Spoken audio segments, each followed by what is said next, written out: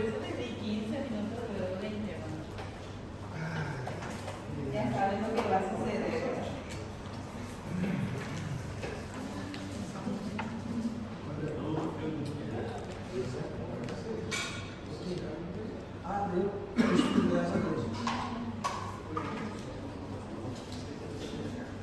Hoje é o último dia.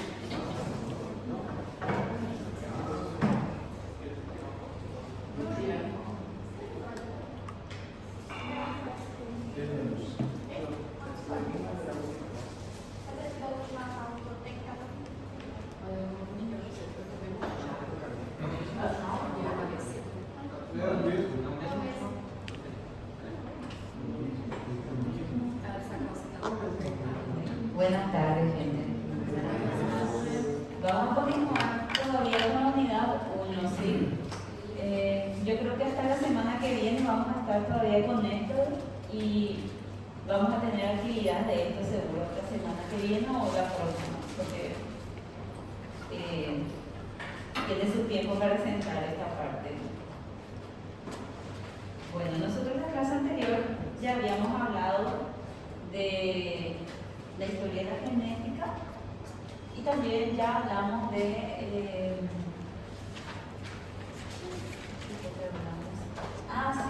variabilidad genética y de meiosis, ¿cierto? Entonces, el día de hoy vamos a hablar solamente de material genético, de su identificación, algunos experimentos clásicos que contribuyeron a reconocer o identificar el ADN como material genético, algunas interacciones de los genes con el ambiente, ¿sí? Eso es lo que vamos a hablar. Y siempre comienzo con una pregunta para ustedes, ¿verdad? Yo creo que ustedes saben la respuesta de esta pregunta, ¿verdad? ¿Cuál es la molécula que almacena la información genética?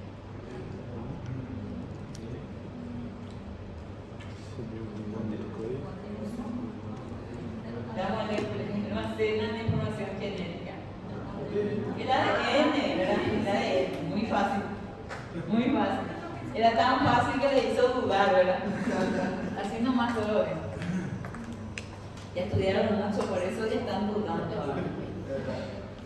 Ahora, vamos a hablar justamente del ADN como material genético y cómo fue que se llegó a esa conclusión. ¿Cuáles fueron los experimentos que contribuyeron para poder decir lo que ustedes me dijeron recién, que el ADN es el material genético?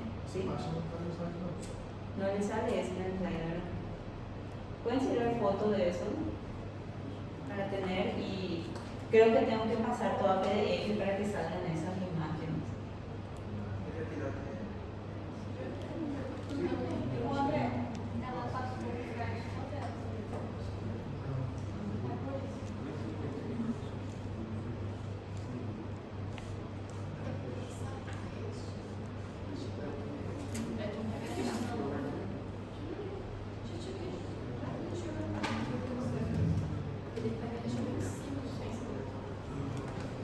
¿Ya está?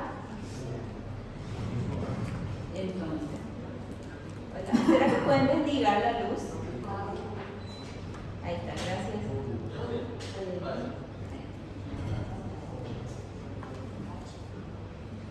Ahí sale mejor la imagen. Cualquier cosa, si no tienen el PowerPoint, pueden tirar una foto y después les paso bien el PDF. Creo que tengo que pasar todo mi PowerPoint a PDF. Entonces, continuamos. Tenemos entonces algunos experimentos que contribuyeron a que nosotros podamos concluir que el ADN es un material genético, porque antes no se sabía quién era el material genético, o mejor dicho, cuál era la molécula que era el material genético. Primero vino un científico que se llamaba Michel, o sea, su apellido era Michel, y lo que él hizo fue observar. Hubo un tiempo ya en el que los científicos empezaron a hacer las tinciones y los científicos ya manejaban las características químicas de las tinciones, o sea, ellos ya podían decir si la tinción era ácida o básica. Y ya tenían un principio de que, por ejemplo, los colorantes básicos tenían a las estructuras que eran ácidas y que los colorantes ácidos tenían a las estructuras que eran básicas. Entonces, Michel, al teñir justamente con colorantes, observó que había zonas de la célula a las que se le acuñaba el nombre del núcleo que se teñían intensamente con colorantes básicos. Entonces empezó a decir que el núcleo podía contener una sustancia que era ácida y también que tenía un alto contenido de fósforo, ¿sí? Entonces, justamente el material genético, según él, consistía en DNA y proteínas. Entonces, acá había una duda, no se sabía si el material genético era el DNA o la proteína. O sea, ellos estaban todavía con esa interrogante en aquel tiempo. También se siguieron haciendo estudios en otras partes y, por ejemplo, Albert Boser lo que hizo fue determinar otra pieza en el rompecabezas sobre la estructura del material genético, y es que la molécula de ADN tenía componentes nitrogenados que se llamaban bases nitrogenadas, que nosotros le conocemos como adenina, timina, citosina y guanina. Después también vino otro científico más, que es Levin. ¿Qué hizo él? Él demostró por medio de sus experimentos que el DNA era una macromolécula, porque ni eso se sabía, y que esta macromolécula estaba formada por un gran número de unidades repetidas, que nosotros sabemos que son los monómeros, y que estos monómeros en el ADN tenían el nombre de nucleótidos, le pusieron ese nombre. Entonces, estos nucleótidos, otra vez, se supo que tenían azúcar, fosfato y base nitrogenada, ¿sí? ¿Hasta aquí todo bien?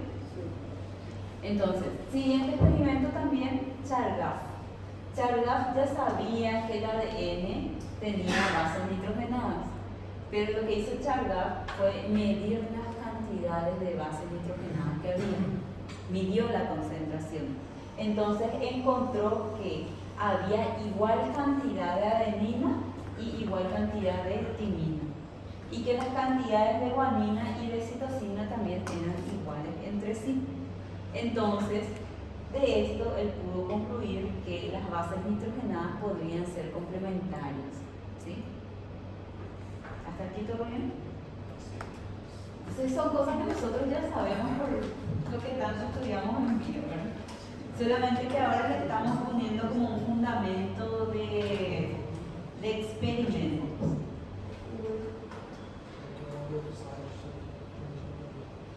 Ahora, siguieron más experimentos aún, porque era un momento en el que la gente quería conocer acerca de quién era el material genético. Todavía no se sabía. En este punto de la historia estamos en un punto en el que todavía no se sabe.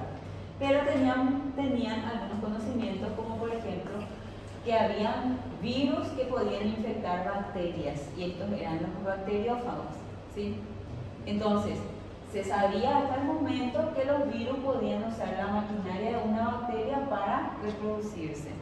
Entonces, esto quiere decir que aquí estaba trabajando el material genético del virus. Entonces, ¿cómo nosotros podemos sacar alguna respuesta de este conocimiento previo que nosotros tenemos? Haciendo una pregunta de investigación.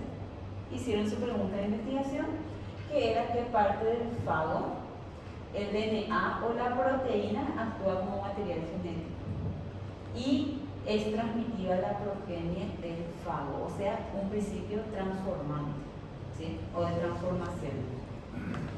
Una vez que tenemos nuestras preguntas de investigación y nuestro marco teórico, que es el estado de conocimiento, nosotros pasamos por una metodología. Entonces diseñaron sus experimentos con eso que tenían de conocido. Quiero aumentar el tamaño.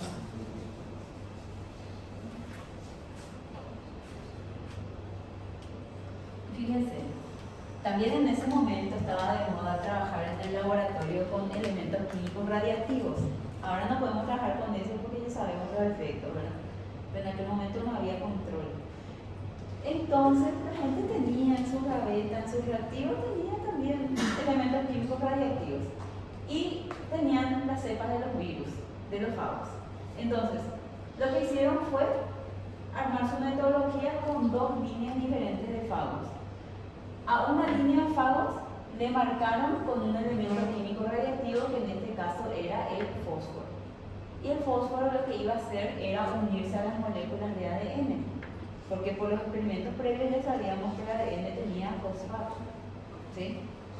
Y aquí, en este otro tubo de ensayo, lo que hicieron es marcar a los bacteriófagos o a los fagos con azufre radiactivo, porque este va a ser nuestro elemento químico distintivo. Si usábamos carbono, los dos tienen carbono. Si usábamos nitrógeno, los dos tienen nitrógeno. Pero el elemento distintivo que podíamos marcar radiactivamente era para las proteínas el azufre y para el ácido nucleico el fosfato, el fósforo, ¿sí? ¿Y qué hicieron? Inducieron que estos fagos puedan infectar a las bacterias en una placa de Petri. Entonces, primera plaquita se indujo esa infección y segunda placa también se indujo la infección. Ocurrió lo que tenía que ocurrir: la infección, la proliferación del virus y la lisis celular, ¿sí? Ahora, nosotros no podemos ver a simple vista que está ahí la bacteria y ahí el virus. Entonces teníamos que buscar un método para poder deducir eso. ¿Y qué se hizo? Se extrajo la muestra de bacterias con los virus que estaban en la placa de Petri y esta muestra se centrifugó. Entonces, al centrifugar el primer tubo del primer experimento, se encontró en el sedimento, porque se midió también la radiactividad de los sedimentos, a fósforo radiactivo, ¿sí? Y aquí, en el segundo tubo, también se hizo la centrifugación, se hizo también la medición de la radiactividad, pero se encontró aquí que la parte radiactiva se encontraba en el sobrenadante, correspondía a las proteínas, ¿sí? Entonces, ¿a qué conclusión ellos llegaron con eso? Fíjense, en el primer tubo, como la manera que pueden ver, se encontró en el sedimento y en el sedimento se depositaban también partes de las bacterias. Ahora, esto que se quedó aquí en el sobrenadante separaba la parte más liviana que contenía la parte de los virus. Entonces, ¿qué es lo que nos indica aquí? Que si es que la parte radiactiva está ligada a las bacterias, quiere decir que el principio transformador era este fago marcado. ¿Cuál era la molécula que se marcó en este fago? Su ADN. Entonces, ellos llegaron a una conclusión, que era el DNA y no la proteína, el material genético. ¿Todo el mundo le creyó? No. Nadie le hizo caso, como siempre. Entonces, se tuvieron que hacer más experimentos. Dejemos dar ¿sí? Entonces, después de esto, señores, nadie les creyó, dijeron que era todo mentira, todo era un invento. Entonces vino otro científico que es Griffith, también empezó a trabajar ya con bacterias, ¿sí? Porque teniendo un principio, Griffith sabía que había bacterias virulentas y no virulentas, y que las bacterias virulentas y no virulentas podían interactuar entre sí por medio de una estructura que se llamaba pili y podían transferir parte de su información genética. O sea que entre dos bacterias se podía conjugar su material genético, ¿sí? Entonces, diseñó su experimento, 4 experimentos diferentes, unos controles y los experimentos reales. Fíjense, el primer control con lo que él ya sabía, que si nosotros incubamos bacterias virulentas y lo inyectamos a un ratón, este ratón va a morir. Un segundo experimento, que es que si tenemos incubadas bacterias no virulentas y las inyectamos a un ratón, el ratón vive. Ahora, hizo un tercer experimento en el cual inactivaron a las bacterias virulentas con calor. El tema de las bacterias virulentas es que si pueden inactivarse con calor, sí, pero un mecanismo evolutivo de estas bacterias es que forman como una especie de cápsula. Entonces, en la cápsula de estas bacterias se puede mantener latente el material genético, para que en el momento en el que se encuentren con otra cepa bacteriana, puedan todavía perpetuarse, ¿sí? Entonces, ¿qué pasa aquí? Las bacterias virulentas muertas por calor se inyectan a un ratón, el ratón vive. Cuarto experimento, se mezclan las dos bacterias, o sea que se mezcló una cepa de bacterias no virulentas y otra cepa de bacterias virulentas que estaban muertas por acción del calor, para ver qué pasa. ¿Y qué se observó al inyectar al ratón? Que el ratón moría. Entonces, ¿qué ocurrió aquí? Que esta molécula que se transferían entre las dos bacterias hacía una transformación en material genético a la bacteria no virulenta, de la virulenta a la no virulenta, ¿sí? Y ellos llegaron justamente a hacer una necropsia y recuperaron. O sea, no es que dijeron nomás, sino que también se aseguraron, porque ellos otra vez trajeron tejidos de estos animales.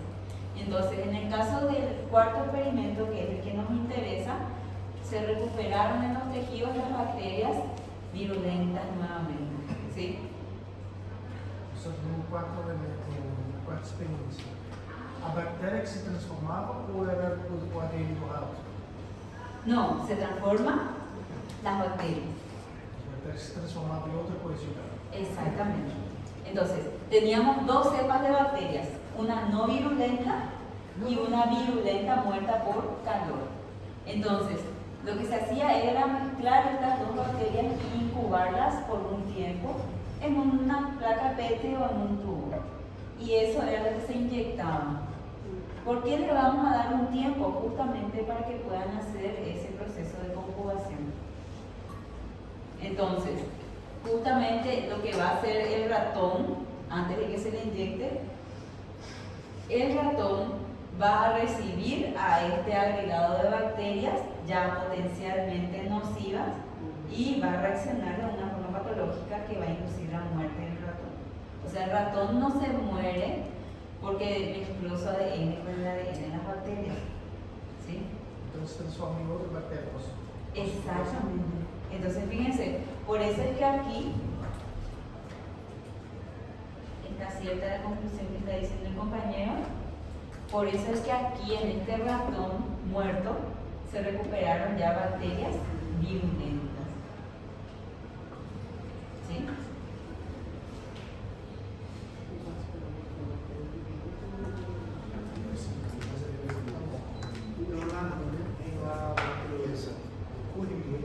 Sí.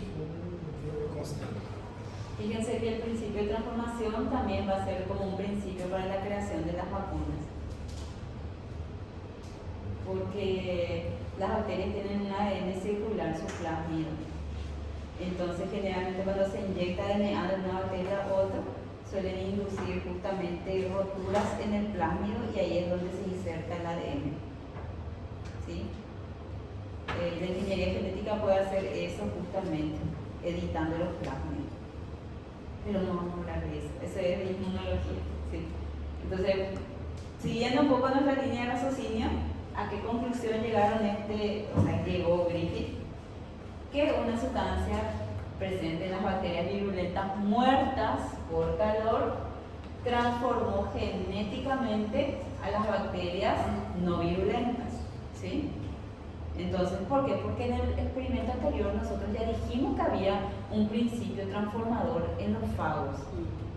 Y ahora otra vez se volvió a repetir el experimento porque justamente la comunidad científica es muy incrédula. No la comunidad científica nomás, todo el mundo era incrédulo en ese momento. Y todavía no se encontraban como unas pruebas robustas de que realmente el material genético era el ADN. ¿Me siguen hasta acá?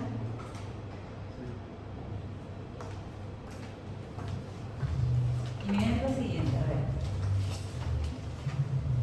¿Leyeron al Griffith? No, nadie le creyó a Griffith otra vez. Tuvo que venir más gente otra vez a reforzar la idea de él.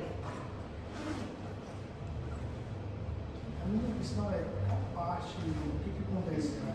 Pega uma posição do DNA daquela bactéria de assim, ou posição genética daquela bactéria e coloca no seu ADN, você é outra bactéria, é isso? Sí, Entonces, mas entonces, essa fagocitose dá esse Adão violento come a morte, mas por quê? Porque é um meio nutritivo para ela ou simplesmente por falta de espaço? fíjense, la diferencia que va a haber entre una bacteria virulenta y no virulenta va a ser su pared celular bacteriana, que va a estar formada por glicoproteínas, ¿sí?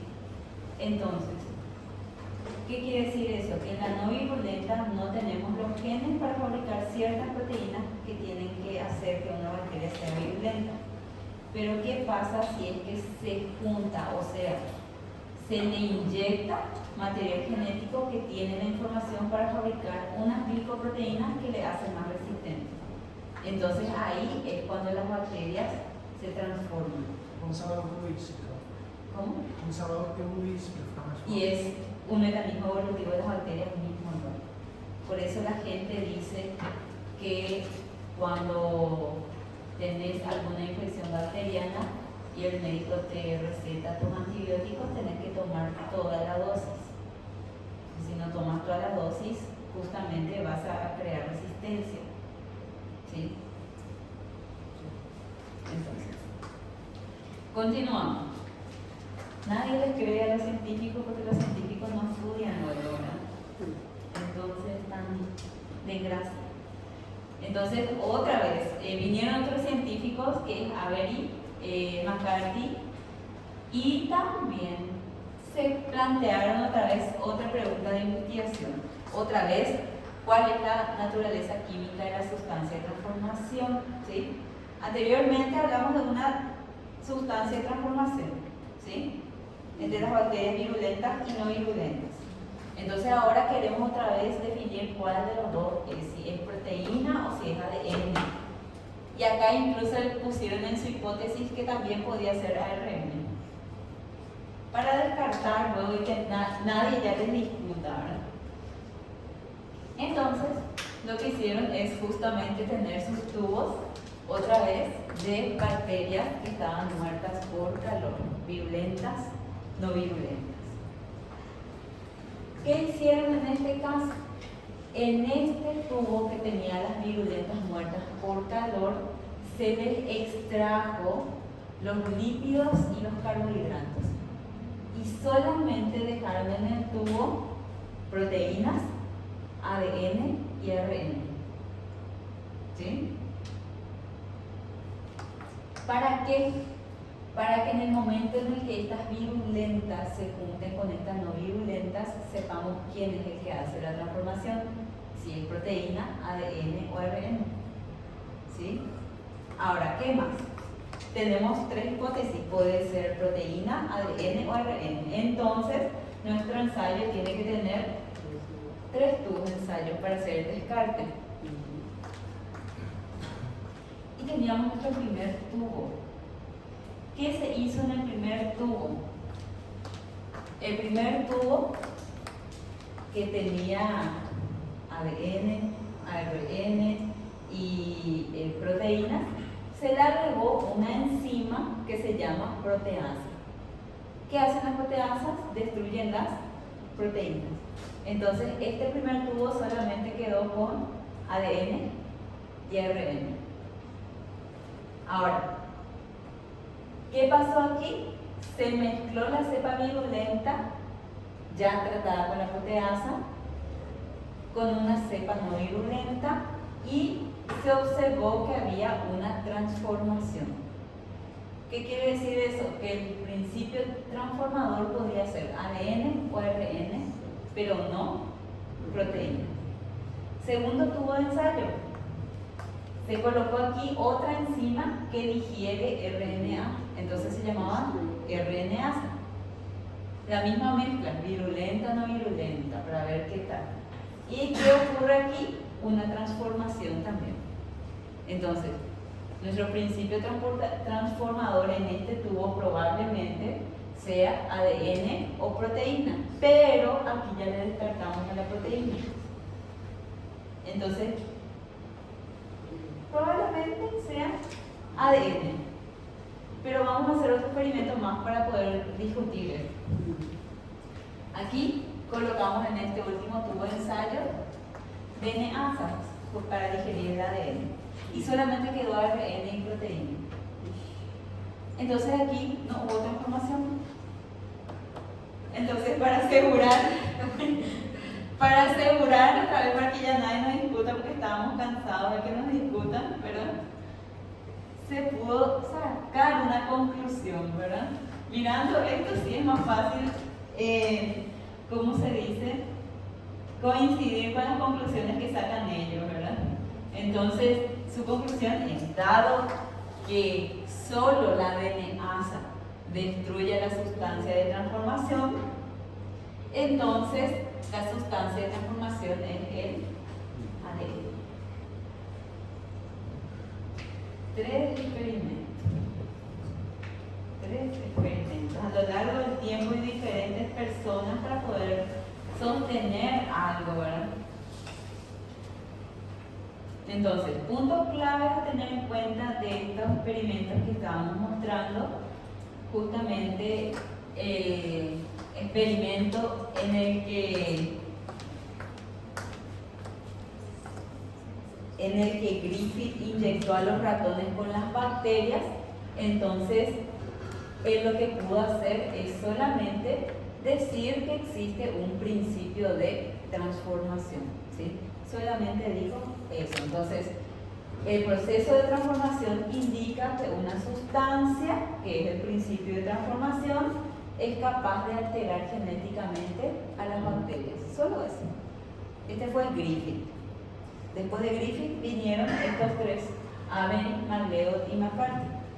Y ellos lo que hicieron ya fue, en sus 3 tubos de ensayo, demostrar el principio de transformación. Que el principio de transformación era el DNA. Entonces, recién, esta es la primera evidencia de que el DNA es un material genético. ¿Ya? ¿Se entendieron los experimentos?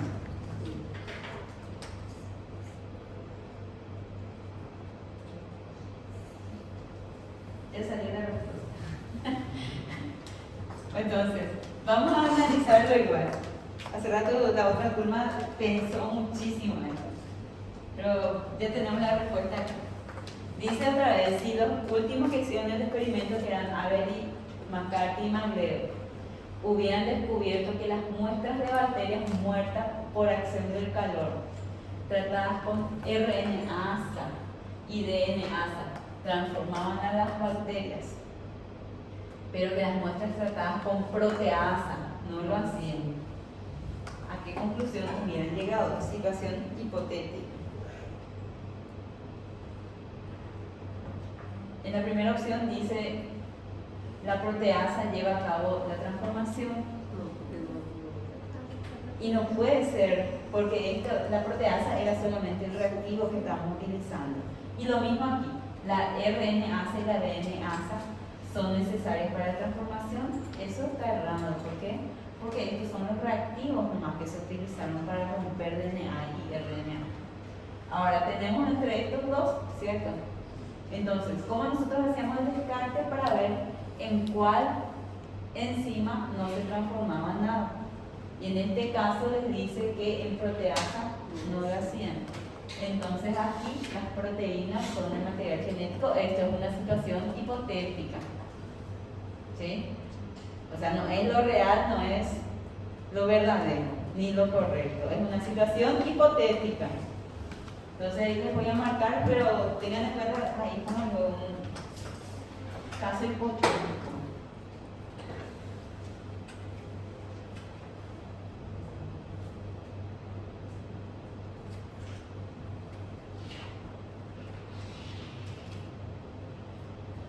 Bueno.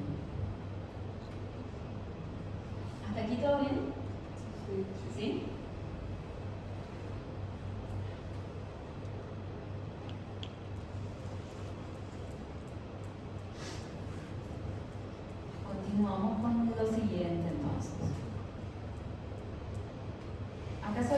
pongo el concepto de epigenética porque cuando nosotros estudiamos a los genes, nosotros podemos estudiar, por ejemplo, los cambios que sufrieron las secuencias de ADN, pero en el caso de la epigenética no se van a estudiar los cambios en la secuencia del ADN, solamente se van a estudiar los factores externos que pueden modificar la expresión de los genes, que es diferente, ¿sí? Entonces, cuando hablamos de eso, nosotros estamos hablando de epigenética, ¿sí? Entonces, justamente la epigenética va a ser un estudio de cambios heredables en la expresión genética o en la función celular, pero que no van a implicar alteraciones en la secuencia. Lo que va a implicar es solamente modificación del entorno del genoma, y muchas veces también puede ser la cromatina, ya es la asociación del ADN con las histonas. O sea que algunas proteínas asociadas a este material genético pueden cambiar por acción del ambiente, ¿sí? Entonces, esa sería nuestra definición de epigenética.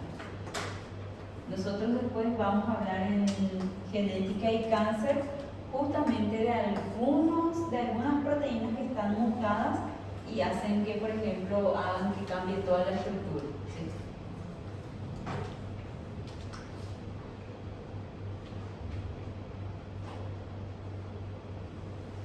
Voy a pasar al siguiente. Conceptos básicos utilizados en genética. Probablemente hablemos de herencias la próxima semana, si nos da tiempo. Y transmisión de la información genética es lo que vamos a hablar ahora, ¿sí? De eso nos vamos a ocupar. Entonces, algunos conceptos básicos que nosotros ya mencionamos en la clase anterior fueron, por ejemplo, la definición de gen y la definición de alelos, ¿sí? Nosotros habíamos dado una definición de gen que era segmento de ADN que codifica para una proteína. Hay varios conceptos de gen, entonces, pero significan lo mismo. Aquí, por ejemplo, hay otro concepto que dice unidad de información que codifica una característica genética.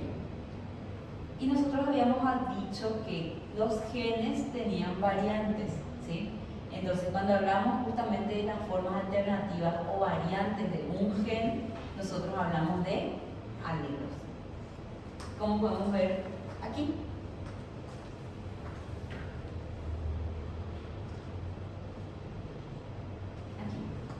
Entonces, estamos viendo aquí dos individuos, uno que tiene el cabello negro y otro que tiene el cabello café, ¿sí?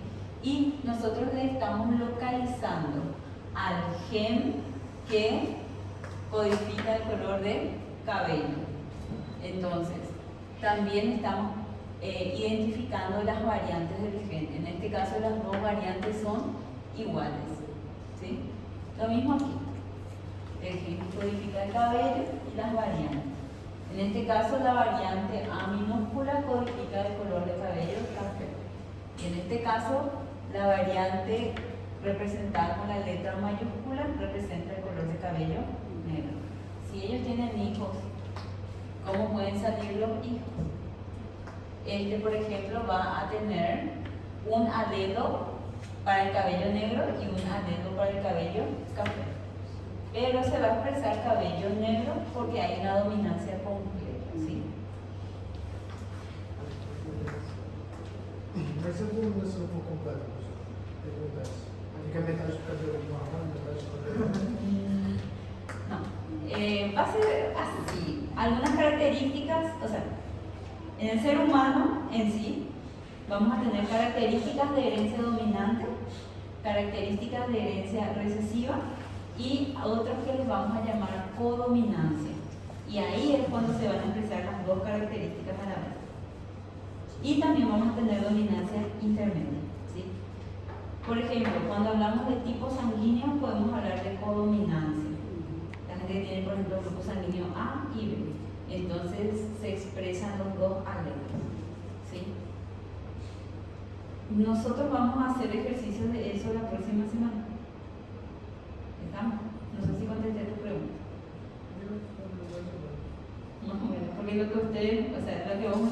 ser, por ejemplo, el caso de la gente que tiene un color de ojo diferente,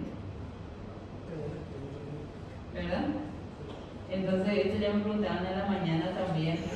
En el caso, por ejemplo, de la gente que tiene colores de ojos diferentes, puede ser muchas veces por las inactivaciones nomás de algunos genes. O sea, unos genes se activan, no hace falta por la distribución de alelos, sino que unos genes están inactivados y otros se activan. Tem pessoas que têm cabelo perto do cabelo, mas aqui já é preto. Mas não é pintado, é natural. Sí, hay gente que tiene eso solamente por mosaicos, se le llama. Muchas veces, en el caso de las mujeres, por ejemplo, las mujeres inactivan uno de sus cromosomas X para compensación de dosis. Entonces, en este caso, las mujeres tienen como parches. Hay partes de una línea celular y hay partes de otra línea celular. Entonces, eso es lo que puede, como les digo, indicar eso. O sea, se puede expresar eso. Mas não seria aqui o cabelo. No, no sería aquí, sería otra cosa. Sí. Pasa cuando mi papá y mi mamá tienen el ojo azul y el niño que era de los abuelos. Ahí, fíjense lo siguiente, ahí vamos a tener dominancias intermedias y ahí van a interferir más de 2 alelos. O sea que un gen puede tener varias variantes. Pero vamos a hablar de eso más adelante. ¿Sí? Vamos a hacer eso también.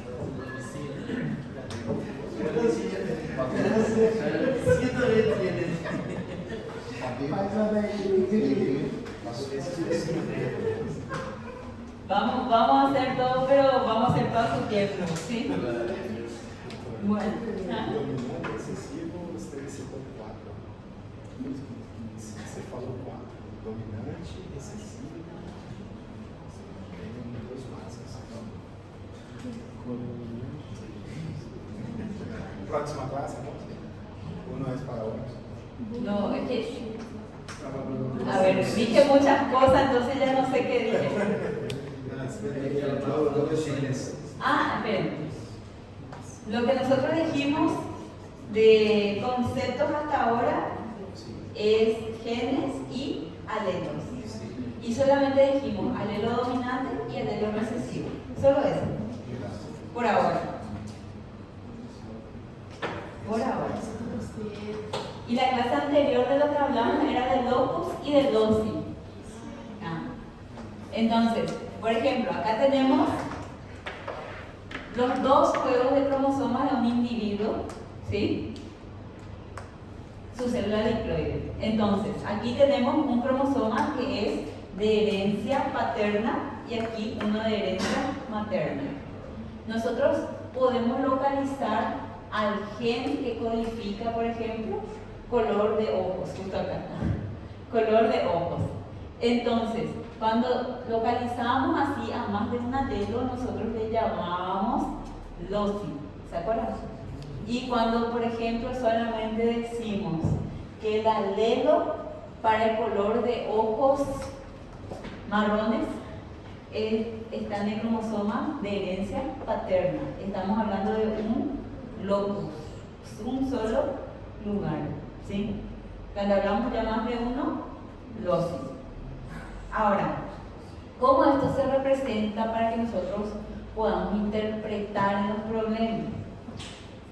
Este individuo podemos decir que tiene un alelo A mayúscula y un alelo A minúscula, por ejemplo. Entonces, nosotros vamos a decir que este individuo le podemos representar así, A mayúscula, A minúscula, ¿verdad? Como se hacía en el signo medio. Y es a lo que se le conoce como heterocigoto. ¿Escucharon eso? Sí. Ahora, ¿qué pasa si un individuo tiene los alelos así? A mayúscula, A mayúscula. Homocigoto. Si el tipo de dominancia es dominancia completa, va a ser homocigoto dominante. ¿Sí? Y si un individuo individuo tiene esta representación homocigoto recesivo. ¿Estamos? Entonces, la forma en la que vamos a representar a los alelos, la representación con las letras, a esto se le llamaba genotipo, ¿sí? Entonces nosotros podemos definir el genotipo de un individuo, o sea, el conjunto de alelos que tiene.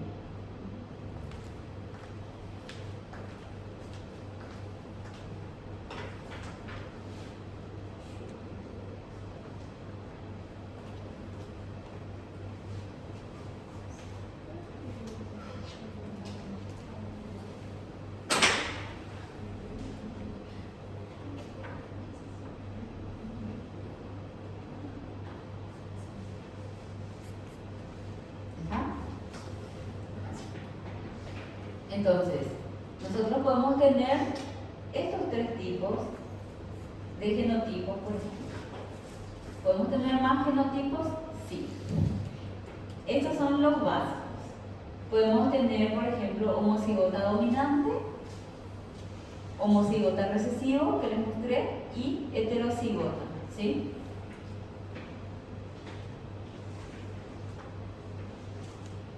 Y en este caso del color de cabello, otra vez vamos a retomar el color de cabello.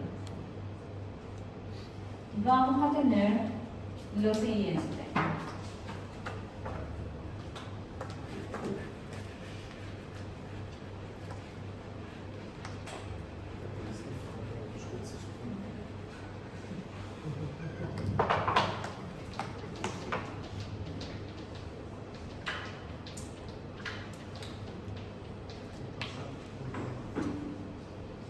Les voy a contar algo. Este se va a llamar Juan y María. Sí, le voy a poner estos genotipos acá. Entonces, es posible que Juan y María tengan un hijo con cabello café. No es posible, ¿verdad?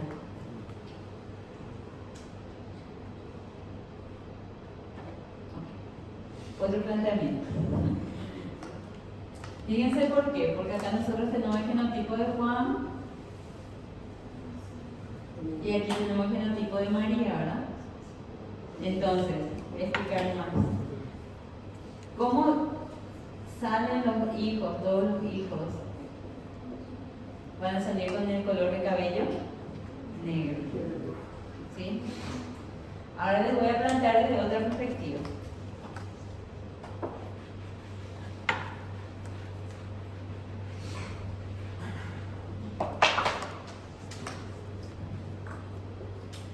Juan y María tienen un hijo con el cabello marrón. Esperen, todavía no. Les voy a pedir contestar. ¿Sí? ¿Cuál es el genotipo de Juan? Yo no le estoy diciendo cuál es el genotipo ni de Juan ni de María. Entonces, ¿cuál es el genotipo de Juan, de María y del niño?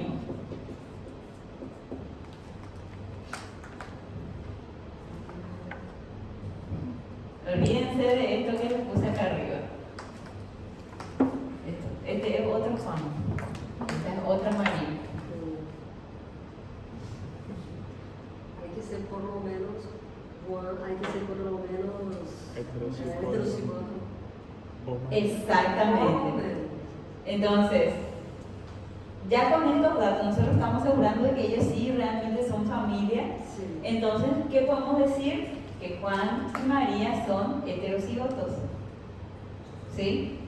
O sea que el genotipo de Juan es A mayúscula, a minúscula, María también, pero el niño únicamente puede ser a minúscula y a minúscula.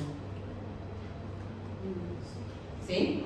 Entonces, ¿qué es lo que nosotros estamos sacando? Fíjense, esto que estamos representando aquí es el conjunto de alelos, ¿cierto? Entonces, estos son los genotipos. Estos dos genotipos eran heterocigoto. Y este caso es homocigoto. Entonces, la forma en la que queremos la respuesta más técnica es: ¿cuál es el genotipo de Juan? Juan es heterocigoto. María es heterocigota también. Y el niño es homocigoto recesivo. ¿Sí? Ahora, este genotipo tiene que codificar una característica externa, que son, en este caso, el color del cabello. Entonces, cuando nosotros tenemos una característica ya física o una característica externa, a eso se le llama fenotipo. Entonces, la característica física o externa que se codifica por un genotipo se llama fenotipo. En este caso, ¿cuál sería el fenotipo de estos dos? Cabello negro. Y el niño, cabello marrón. ¿Sí? Bueno, Profe, solo para llegar.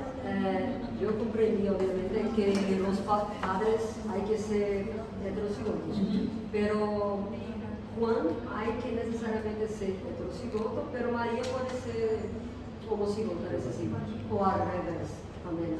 puede ser también. Es una otra posibilidad. Algo que me faltó colocarles, disculpen, es que tenía que poner un dato importante ahí, que era que Juan y María tienen el cabello negro.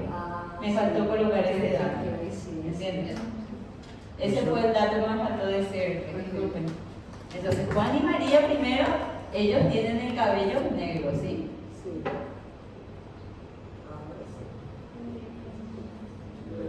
¿Sí? Y tienen un hijo con el cabello marrón. Ahí sí. ¿Qué define que A mayúsculo sería cabello color negro siempre? Bueno, realmente esto sale de estudios de genética de poblaciones. Cuando se estudia en gran número a unas poblaciones y se ve cuál es el rasgo que más se repite. Entonces a eso se le llama característica dominante. ¿Sí? Entonces, yo creo que les dije que cuando Mendel, por ejemplo, estudió los guisantes, él ya le acuñaba nomás una letra mayúscula a la característica dominante y una letra minúscula a la característica recesiva, que es lo mismo. ¿Sí? ¿Voy a explicar otra vez? ¿Sí? Entonces, ya. ¿Esto puedo apagar o este es el problema que no entendí? Vamos a repasar nada más la resolución de esto. Dice, situación hipotética siempre, ¿verdad? Juan y María tienen el cabello de color negro. Entonces, tienen también un hijo con el cabello marrón.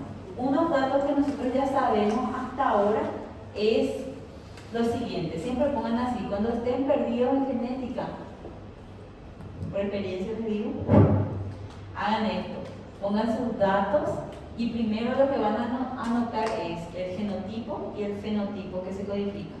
Entonces, ¿cuáles son los genotipos para el cabello que nosotros conocemos? A mayúscula, a mayúscula, a minúscula y a minúscula, a minúscula.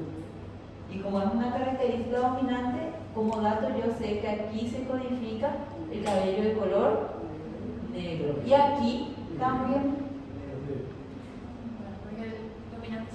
Exactamente. Y aquí se coloca para el recesivo de color marrón. Entonces siempre cuando ustedes están perdidos, lo primero que tienen que hacer es esto.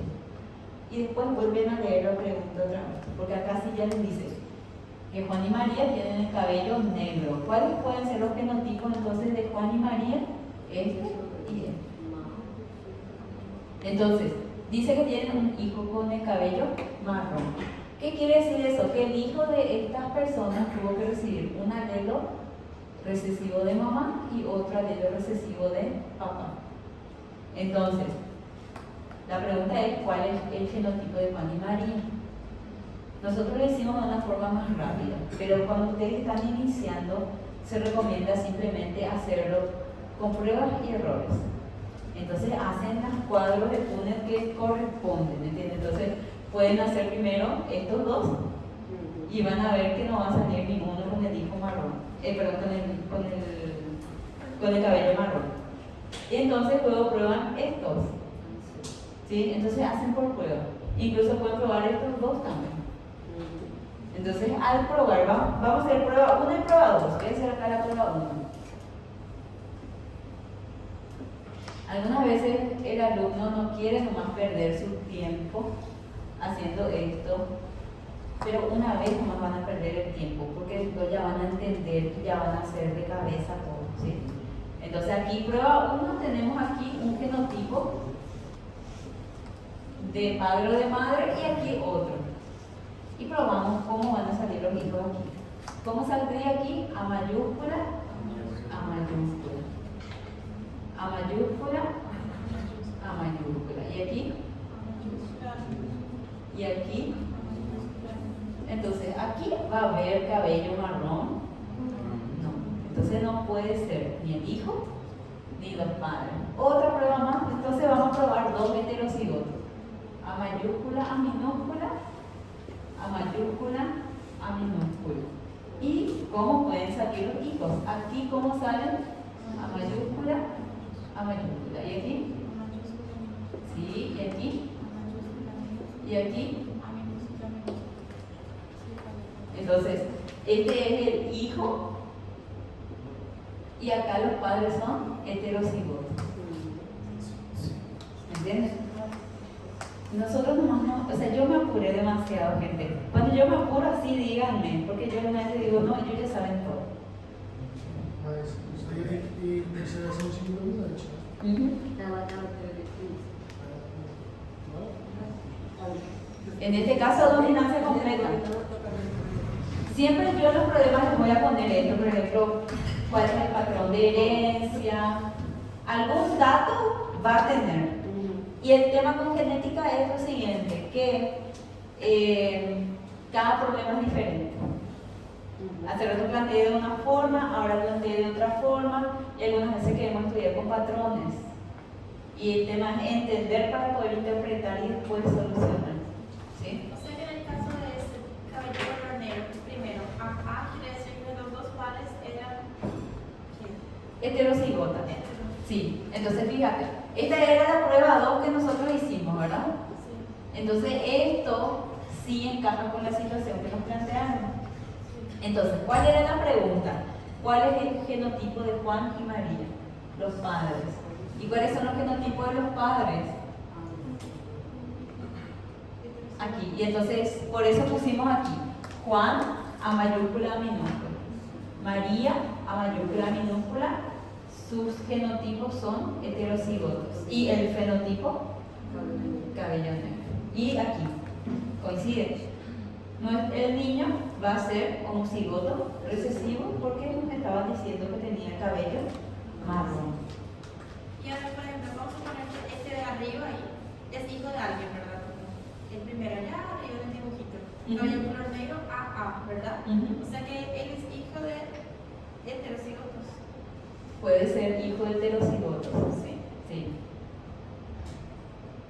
¿Entendieron la pregunta del compañero, verdad? Entonces, ella preguntó nomás si en un caso hipotético también tenemos un hijo que es así. Entonces, en este caso puede ser hijo de dos heterocigotos también. Por ejemplo, estas son las probabilidades. 25%, en este caso 25 y 25, 50 y 25%. Entonces, ¿cuál es la probabilidad de que dos padres heterocigotas tengan un hijo homocigota recesivo? 25%. ¿Cuál es la probabilidad de que dos padres heterocigotas tengan un hijo heterocigota? ¿Y cuál es la probabilidad de que dos padres heterocigotas tengan un hijo homocigota dominante? 25%. ¿Sí?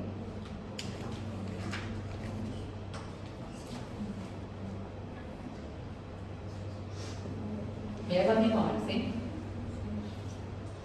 Voy a apagar todo eso, ya se hizo un desastre. Ya no se entiende. ¿Alguien está copiando eso allá?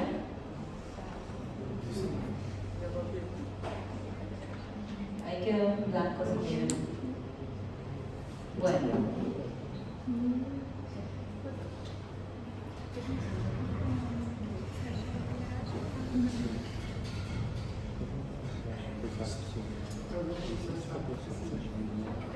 Vamos a hablar de material genético.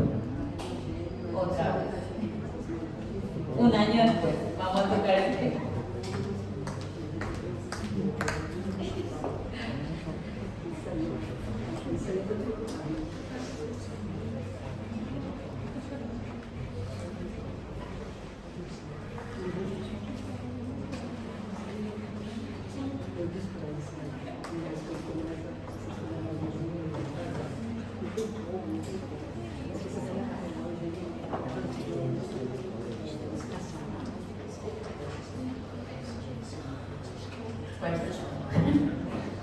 Fuerza para ustedes.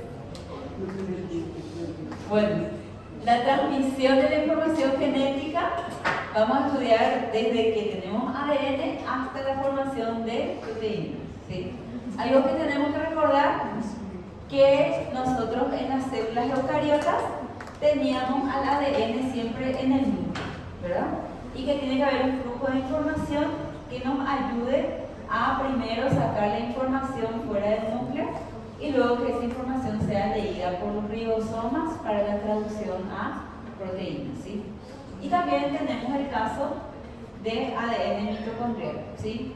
La mitocondria va a tener su propio ADN que va a fabricar sus propias proteínas para la digestión de algunos, de carbohidratos, lípidos y aminoácidos, ¿sí? Este era el flujo de información a lo que nosotros le conocíamos como dogma central de la biología molecular, ¿sí? Entonces, lo primero que tiene que ocurrir es una replicación del ADN, ¿sí? Para luego poder copiar esa información por un proceso llamado transcripción a un lenguaje de ARN, en este caso ARN mensajero. Y también este ARN mensajero tiene que ser leído por los ribosomas para poder fabricar proteínas en un proceso que se llama traducción.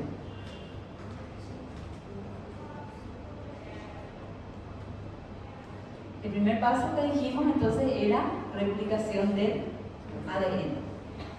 ¿Qué es lo que nosotros conocemos o sabemos hasta ahora? Que el ADN es una doble hélice antiparalela, ¿sí? Entonces, para que pueda fabricarse una proteína, la síntesis de las proteínas siempre se va a dar por un estímulo externo. O sea, va a llegar una sustancia inductora que se va a unir a un receptor. Y el receptor lo que va a inducir es a que se expresen los genes, ¿sí? Una vez que se expresen los genes, aquí el ADN sufre una serie de transformaciones para poder primero replicarse. En este caso, el DNA lo primero que tiene que hacer es abrirse, ¿sí? Entonces, se tiene que abrir y para eso va a entrar una proteína que se llama helicasa, ¿sí? La helicasa lo que va a hacer es romper los puentes de hidrógeno entre bases nitrogenadas y abrir a la doble hélice dejando cada hebra libre, ¿sí?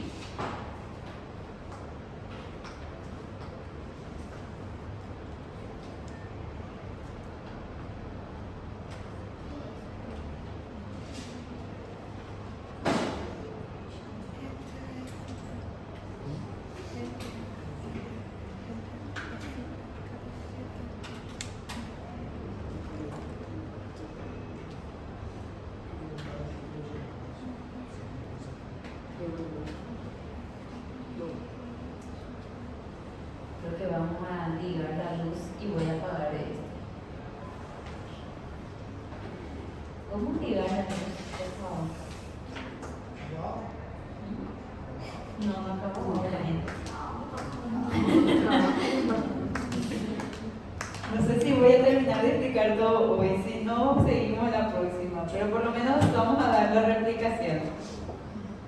Entonces, como nosotros reconocemos el ADN, es esta doble hélice. ¿Sí? En el caso de que nosotros queramos utilizar una parte del ADN para poder fabricar proteínas, lo primero que tenemos que hacer es replicar la información. Entonces, una parte del ADN necesita replicarse. Entonces, se tienen que abrir las dobles hélices. Se tienen que eliminar los puentes de hidrógeno. Entonces, aquí va a entrar a trabajar una enzima que se llama helicasa.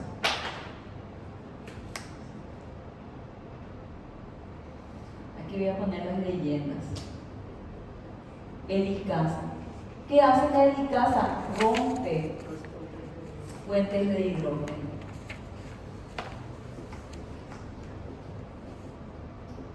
Entonces, rompe los puentes de hidrógeno, separa las dos fitas de ADN, ¿sí? Recuerden que esto tenía como sentido, ¿verdad? Entonces, 5' a 3'. Entonces, la helicasa va a romper, pero solamente va a romper. Si esto se rompe, esto se puede volver a reparar, porque las bases son complementarias. Entonces, para evitar que se vuelvan a unir, van a entrar otras proteínas más. Y estas proteínas se van a llamar ADN-SB. Voy a poner acá el nombre también. ADN-SB, que son proteínas estabilizantes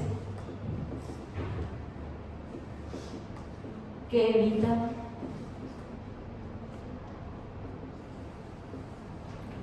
que las hebras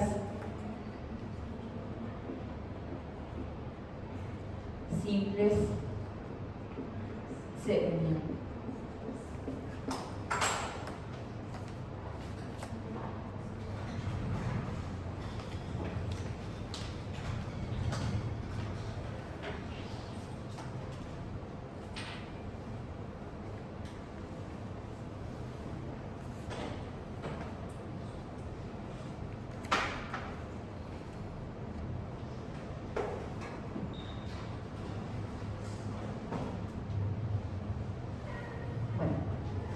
Entonces, ¿qué más va a ocurrir? En este paso todavía estamos en replicación.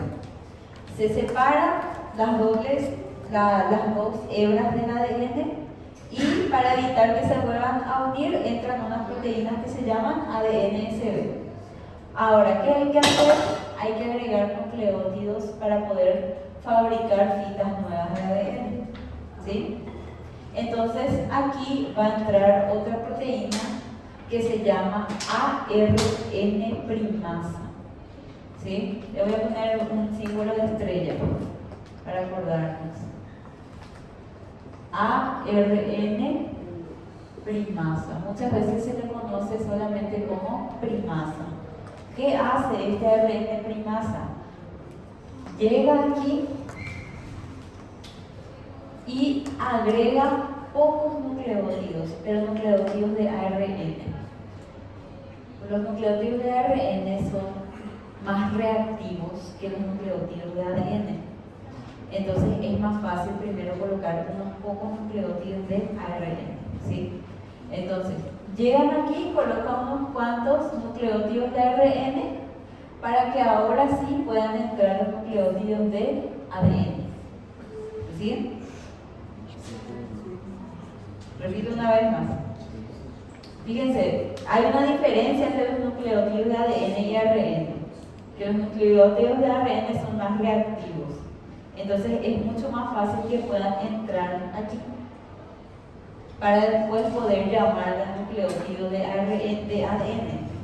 Entonces, ¿qué va a hacer la ARN primasa? Está especializada en colocar nucleótidos de ARN. Esto después se va a descartar, ¿sí? Una vez que se colocan unos pocos nucleótidos de ARN, a estos se les llama cebadores. Cebadores.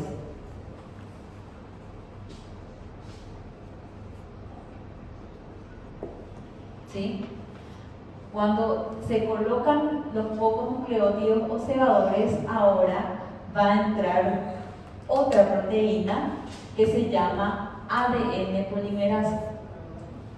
Esa es la más conocida, ¿verdad? ADN polimerasa. ¿Qué va a hacer la ADN polimerasa? Se va a colocar al lado del cebador y va a empezar a agregar nucleótidos de ADN. Entonces, vamos a ponerle las definiciones acá. Primasa que hace, sintetiza cebadores. O sea, nucleótidos de ARN. ¿Sí? Y la ADN polimerasa lo que hace es agrega nucleótidos de ADN. Es la verdadera encargada de fabricar el ADN copiado, ¿sí? Entonces, vamos a suponer que esta fita de ADN tenía una secuencia de nucleótidos que eran, por ejemplo, adenina, timina y citosina. Entonces, ¿qué va a hacer la ADN polimerasa? Va a agregar bases complementarias de adenina. ¿Quién se complementa con adenina? Timina. Entonces aquí agrega una timina y aquí se unen por sus dos puentes de hidrógeno. Ahora va a agregar aquí, ¿quién se une con la timina? Adenina, por medio de dos puentes, y aquí se va a formar su enlace fosfodiéster, de 5' a 3'. Aquí otra vez va a entrar la ADN polimerasa y va a agregar otra vez otra adenina, forma los dos puentes y aquí enlace fosfodiéster. Nuevamente aquí. Con la citosina, ¿quién es complementario? Guanina, 3 puentes de hidrógeno y aquí el enlace fosfodiéster de 5 para 3. Entonces, ¿qué es lo que se está formando?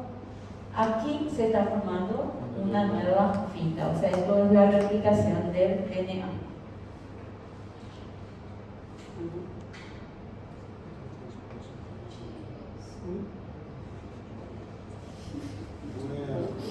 Mi cara de preocupación salió ahí.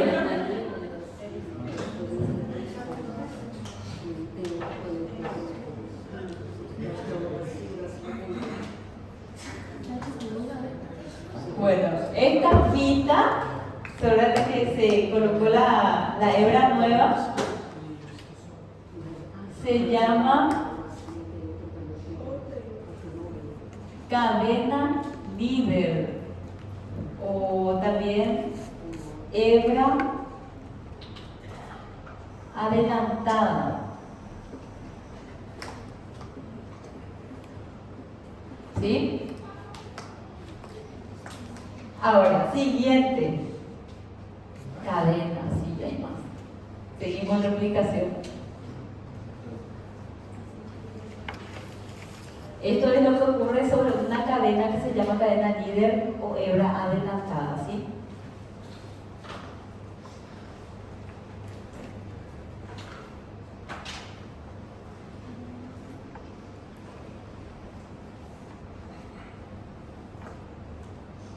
Ahora, aquí en esta cadena es un poco difícil que la polimerasa trabaje normalmente. ¿Se acuerdan que la polimerasa aquí agregaba de forma continua los nucleótidos? ¿Por qué? Porque en este caso lo está haciendo en sentido 5' a 3' sobre una cadena antiparalela. Pero aquí estamos en 5', no en 3. Entonces, hay un problema logístico acá. Entonces hay que solucionar ese problema logístico. Esta hebra se le llama también hebra rezagada, o también retrasada. Justamente por ese problema que tiene de que no se puede hacer de forma continua la replicación del ADN. Entonces aquí van a entrar también las primasas, entran, ¿sí? Ya está abierto por helicasa. Entonces lo que va a entrar es la primasa, ¿sí? Entonces va a entrar también la primasa y va a sintetizar unos cebadores. Pero acá la ADN polimerasa no puede entrar a trabajar correctamente por el sentido. Entonces van a entrar unos cebadores de ADN. O sea que van a entrar simplemente algunos nucleótidos poquitos de ADN. Vamos a suponer que aquí tenemos otra vez otra secuencia, ¿verdad? Esta secuencia es complementaria, así que es T, A, G, y voy a poner más letras, G. ¿Sí? Entonces, ¿qué va a pasar? Van a entrar pocos fragmentos de nucleótidos de ADN. Entonces, se va a fabricar por partes. ¿Entienden? Se va a fabricar por partes. La ADN polimerasa no puede entra otro cebador que lo que hace es colocar nucleótidos de ADN, siempre en un sentido 5', pero lo está haciendo como en contracorriente. Entonces, por eso es que se agregan por partes, por fragmentos.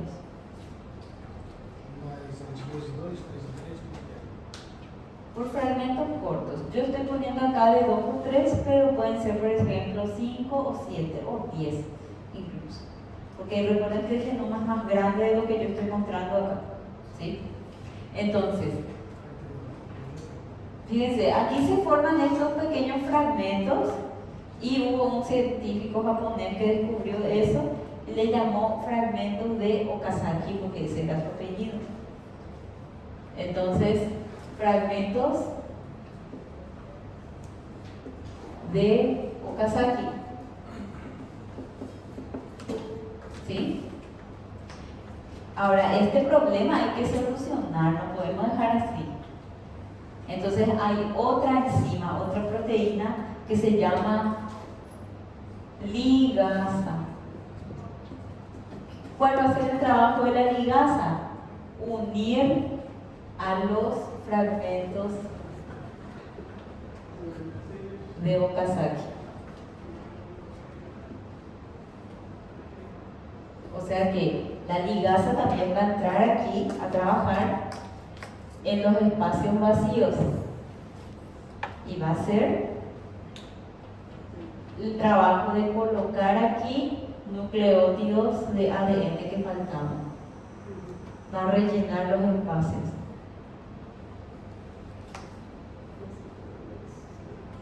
Ahora sí tenemos una línea continua, pero que tardó un poquito más en sintetizarse que esta. Entonces, por eso es que a esta cadena se le llama como hebra rezagada o hebra retrasada. Entonces, ¿qué yo puedo preguntar en el examen de esto? No, voy a preguntar, puede ser todo también, pero, por ejemplo, ¿en cuál de las hebras se encuentran los fragmentos de Okazaki? En la hebra retrasada, ¿sí? Después también puedo preguntar, ¿cuál es la función de la helicasa? Romper los puentes de hidrógeno para poder separar a la doble hélice. O, por ejemplo, ¿cuál es la función del ADN-SB? ¿Qué son? Son proteínas estabilizantes que evitan que las hebras simples se vuelvan a unir. ¿Qué más? Puedo preguntar qué es la ARN primasa. La ARN primasa es sintetiza cebadores, ¿sí? Creo que eso puedo preguntar.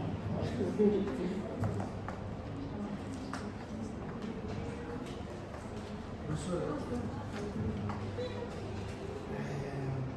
na cadeia livre, a diferença para a hebra é que que cadeia orgânica então é feita diretamente, toda ela completa, e ali é gene por gene. Exactamente. Lo que el compañero está diciendo, vamos a buscar tu raciocinio, es que diferencia entre cadena líder y cadena retrasada, ¿verdad?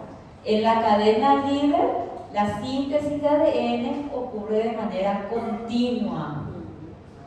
Ese voy a preguntar, ese suele caer en la prueba. Entonces, voy a poner acá, cadena líder, aquí la hebra nueva de ADN se sintetiza de forma continua.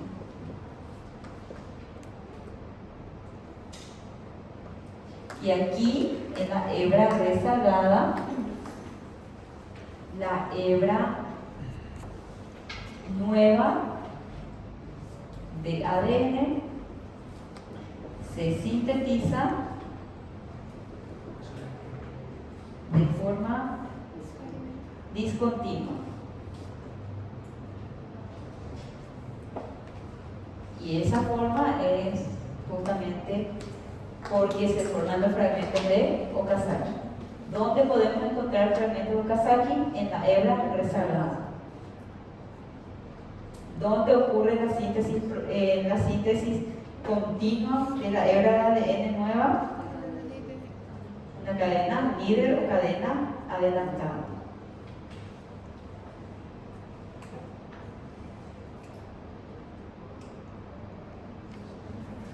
Bastante conocimiento.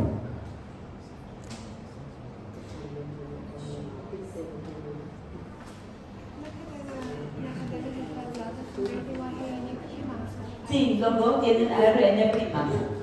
Pero la cadena retrasada No tiene ADN polimerasa. sim. E de a ARN primasa é de forma fragmentada. Né? Exactamente.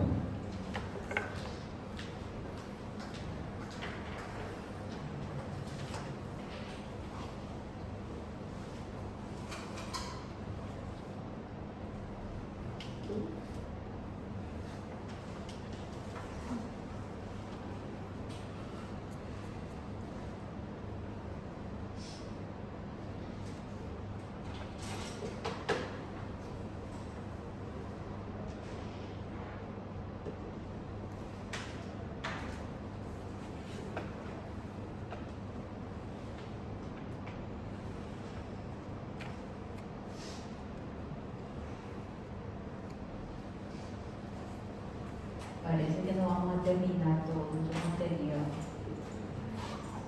Qué lástima.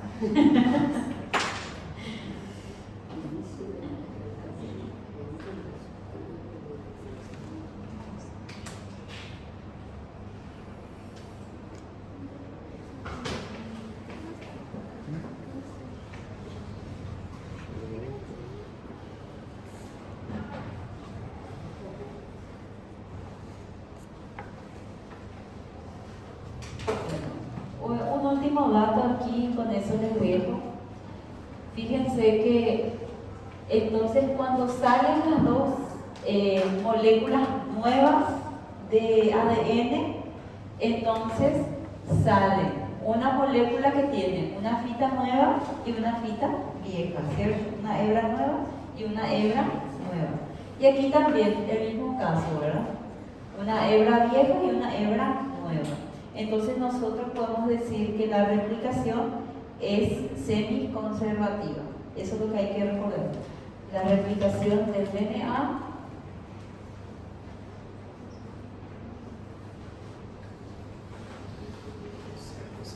del ADN es semiconservativa. Conservativa. Porque cada molécula nova vai ter uma fita nova e uma fita velha. Sí, entonces sería así, se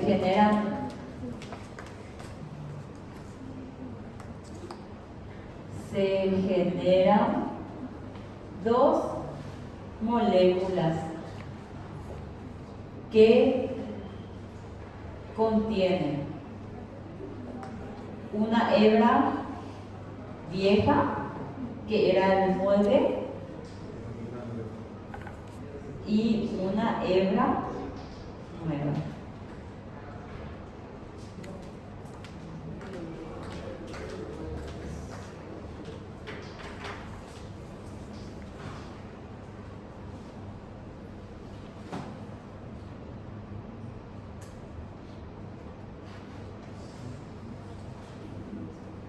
Onde que está escrito ali? É onde que está escrito ali?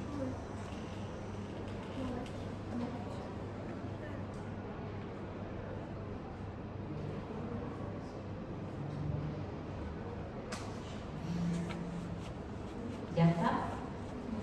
Bueno, para aquí te apunto, ¿verdad? Ya es lo último. Entonces, no sé, creo que ya no tienen preguntas de esto.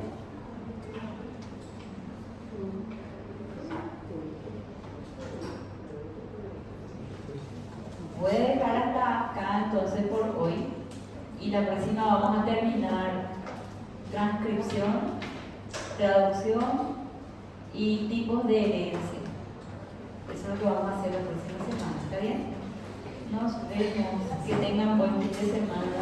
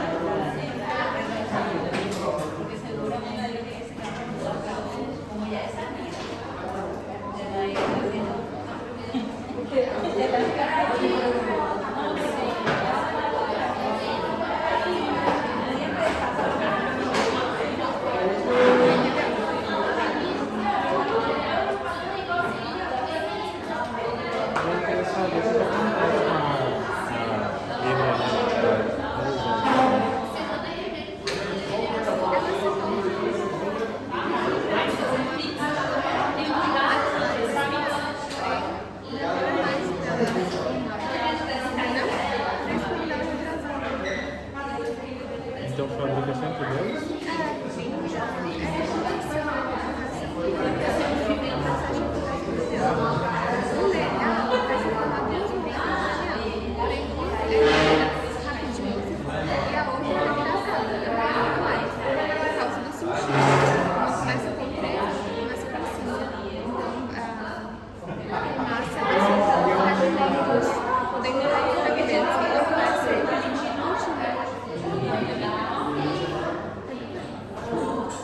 Processo de quê? Comunicação.